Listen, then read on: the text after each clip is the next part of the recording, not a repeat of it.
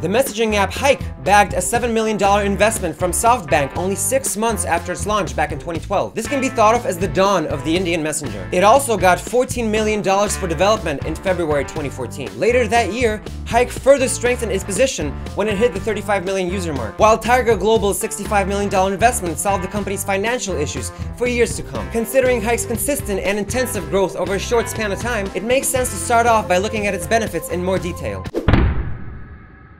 Hike has the right to be called a cross-platform messenger because developers remembered to take care of everyone: iOS, Android, Windows, BlackBerry, and even Symbian. The app knows what its main user base wants. For example, during the not-so-globally popular Cricket World Cup held in India this year, Hike was one of the partners of the event as it sent scores of the fixtures to its users in real time. This year, Hike held the Great Indian Sticker Challenge with the goal of finding talented local designers. After all, 30% of the app's traffic is generated by stickers. Developers claim that user data isn't stored on app servers. The SSL encryption protocol is used to protect you even while you're connecting to Wi-Fi. So as far as security goes, Hike is moving in the right direction. We can't talk advantages without mentioning Hike's unforgettable design. I mean, they did put more effort into the app's visual aspects than WhatsApp ever did. Hike users are free to change the design of every dialogue how they choose to. In some countries, you can even send free text messages via the app to people that decided not to install the app to their devices yet. The number of free texts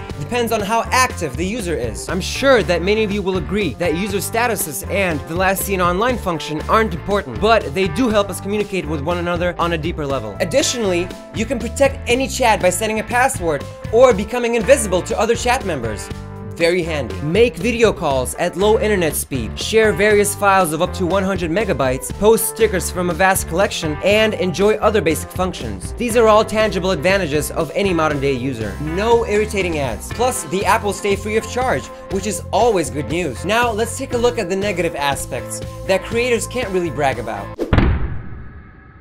Group chat support is good, but it took them long enough to fix the error that's been bugging users for some time now. No option to leave group chats. The error is fixed, but the wait backfired on Hike. Many users posted comments on app stores regarding the fact that messages aren't being delivered, or are delivered with a significant delay. It's a real shame that the app isn't able to cope with this main task. Hike's audience remains rather strongly localized, represented by India's and its neighboring countries' population. Therefore, unless you live in Asia, it is very unlikely that you will find many of your friends using the texting app. That's all we dug up on this texting client. Communicate in real life, communicate online, and see you next week.